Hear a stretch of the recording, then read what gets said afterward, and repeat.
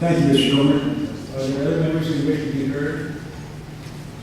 Gentleman from Texas, Mr. Cassidy is recognized. Chairman, I don't think anyone will quarrel with words that have been predestined to be used in almost every federal building that we have had.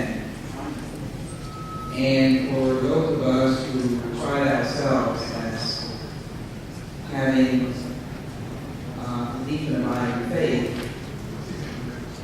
we welcome the opportunity to reaffirm the First Amendment.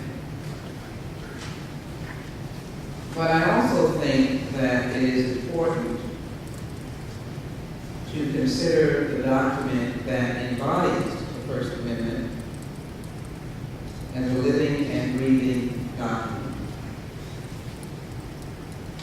And in a hearing just a few days ago, I actually said that I felt that the Constitution was in pain.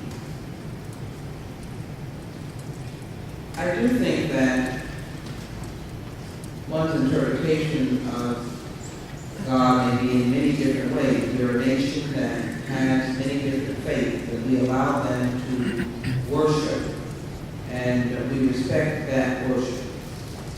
And I would hope that any reaffirmation will not undermine the fact that many in America call the person whom they respect and worship a different name or an additional name. I want to make sure that we allow that opportunity.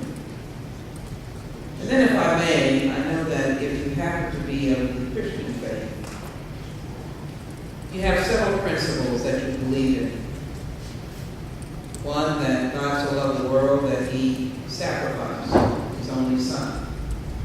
The word sacrifice, I think, is an important word for Christians, that you make a difference.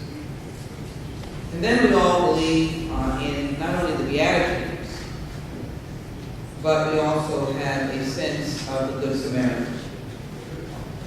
And it is interesting to me, for the Good Samaritan traveled the road of Jericho, and though others failed to stop and render aid, the Good Samaritan decided to do so. Interestingly enough, he, and I assume the Bible dictates it, was a male of the person who had fallen and was brutalized.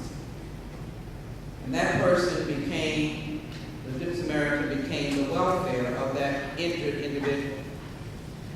It strikes me as considerably strange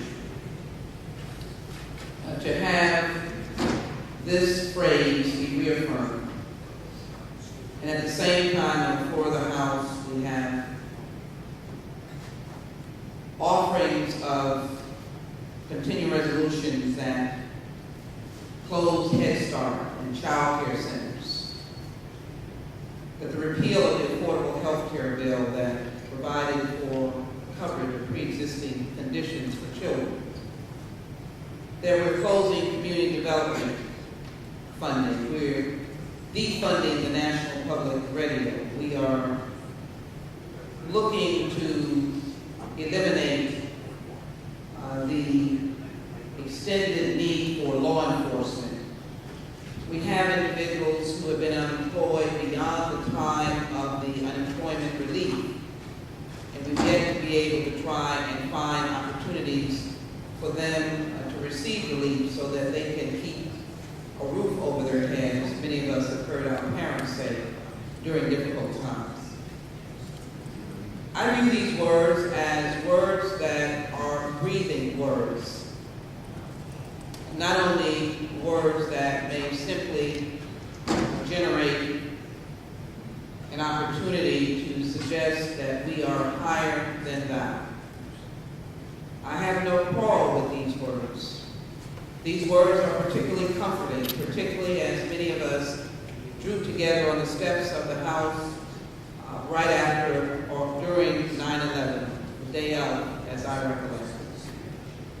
So my only suggestion in utilizing these words, if they are to live and to breathe, then I think we need to breathe into these words a sense of compassion for the many people that, yes, are dependent upon the government, not in a scandalous and fraudulent way, but because the government works on a rainy day.